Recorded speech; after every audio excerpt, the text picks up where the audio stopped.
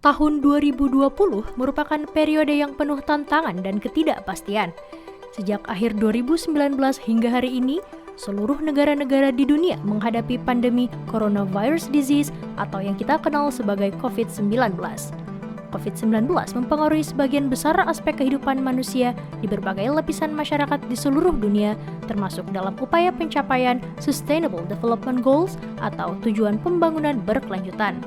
Sejak tahun 2015, pemerintah di seluruh dunia pada skala nasional maupun lokal telah berupaya semaksimal mungkin untuk mencapai 17 target dari tujuan pembangunan berkelanjutan. Pemerintah daerah sebagai aktor yang paling dekat dengan masyarakat turut melahirkan kebijakan-kebijakan daerah yang mendorong pencapaian tujuan pembangunan berkelanjutan di skala lokal. Pandemi COVID-19 kemudian menjadi tantangan baru bagi pemerintah daerah karena dapat memukul mundur semua target tujuan pembangunan berkelanjutan yang telah tercapai hingga saat ini. Menurut United Nations Department of Economic and Social Affairs, pandemi COVID-19 tidak hanya berdampak pada sektor kesehatan saja, tetapi juga berdampak pada sektor lain seperti pendidikan. Saat ini, sebanyak 90% pelajar di seluruh dunia melakukan pembelajaran jarak jauh. Berbagai bisnis dan pabrik harus ditutup, serta terjadi gangguan dalam rantai nilai global dan rantai pasokan produk. Selain itu, 71 juta orang di seluruh dunia diprediksi akan jatuh dalam kemiskinan. Guncangan ini juga menyebabkan 132 juta orang mengalami kekurangan gizi pada tahun 2020. Lalu, sejauh mana COVID-19 mempengaruhi upaya pemerintah daerah dalam mencapai tujuan pembangunan berkelanjutan? Berikut ini adalah beberapa target tujuan pembangunan berkelanjutan yang terkena dampak dari pandemi COVID-19. Tujuan 1. Tanpa kemiskinan. Pembatasan aktivitas dalam masa pandemi COVID-19 menyebabkan masyarakat, terutama kelompok rentan, kini kehilangan pendapatan. Tujuan 2. Tanpa kelaparan. Proses produksi dan distribusi pangan terganggu, serta akses terhadap pangan menjadi lebih sulit karena daya beli masyarakat menurun seiring dengan banyaknya pemutusan hubungan kerja yang terjadi. Tujuan 3. Kehidupan sehat dan sejahtera.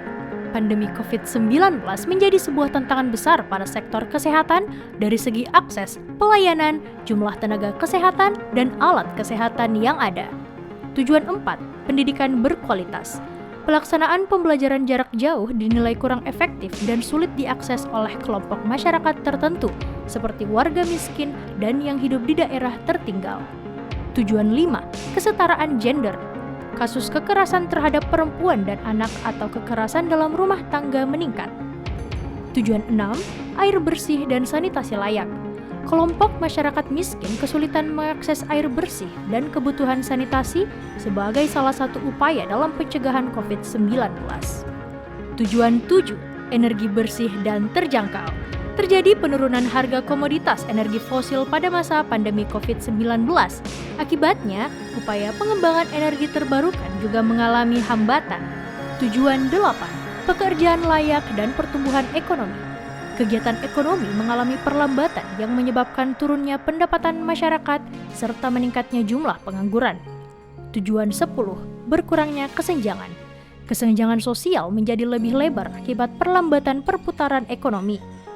Tujuan 11. Kota dan pemukiman yang berkelanjutan. Kepadatan penduduk di kota besar dan tingginya populasi di pemukiman padat penduduk berpotensi mempermudah penularan COVID-19. Tujuan 13. Penanganan perubahan iklim. Penanganan COVID-19 kini menjadi fokus utama seluruh pihak, sehingga komitmen pemerintah dan masyarakat terhadap upaya penanganan perubahan iklim berkurang. Tujuan 16. Perdamaian, keadilan, dan kelembagaan yang tangguh. Masyarakat yang berada di wilayah konflik menjadi sangat rentan dan mengalami kerugian besar akibat COVID-19. Tujuan 17. Kemitraan untuk mencapai tujuan. Pandemi COVID-19 mendorong dan memperkuat kerjasama internasional dan antar daerah oleh aktor pemerintah maupun non-pemerintah. Maka, dapat dilihat bahwa COVID-19 dan pencapaian tujuan pembangunan berkelanjutan terkait sangat erat. United Nations Department of Economic and Social Affairs menyatakan bahwa pemerintah daerah perlu memiliki visi, inovasi, dan kolaborasi yang tepat untuk terus meningkatkan pencapaian tujuan pembangunan berkelanjutan selama pandemi COVID-19. Lantas, apa saja yang dapat dilaksanakan oleh pemerintah daerah? Langkah 1. Identifikasi sistem terdampak atau identifikasi dan pemetaan dampak COVID-19 terhadap sektor produksi, distribusi, dan konsumsi yang terdampak, baik di tingkat kota, kabupaten, dan provinsi, masyarakat, dan rumah tangga. Langkah 2. Memahami dampak bagi pembangunan daerah, terutama yang berkaitan dengan kesehatan masyarakat dan pendapatan daerah. Langkah 3. Mengenali solusi dan inovasi penanganan dampak. Pemerintah daerah perlu berinovasi agar dampak COVID-19 tidak semakin mengikis capaian pembangunan di daerah. Langkah 4. Mengkoordinasikan pelaksanaan, yakni berkomitmen penuh dalam mengkoordinasikan upaya penanganan dan pemulihan dampak COVID-19 yang sejalan dengan upaya pencapaian tujuan pembangunan berkelanjutan. Langkah 5. Monitoring dan evaluasi berkala, yaitu pengawasan dan evaluasi secara terus-menerus terkait pelaksanaan upaya penanganan COVID-19 di tingkat daerah. Pandemi COVID-19 menghadirkan berbagai tantangan dan peluang bagi pemerintah daerah dalam upaya pencapaian tujuan pembangunan berkelanjutan. Menurut Christophe Bohue, selaku Country Director UNDP di Indonesia, tujuan pembangunan berkelanjutan dapat menjadi landasan penting dalam upaya pemulihan COVID-19 di Indonesia. Sinergi dan kolaborasi dari seluruh lapisan masyarakat sangat diperlukan untuk menekan angka penularan COVID-19 di Indonesia. Sinergi dan kolaborasi ini perlu dipayungi oleh kepemimpinan dan komitmen tinggi dari para pemimpin serta pejabat di daerah.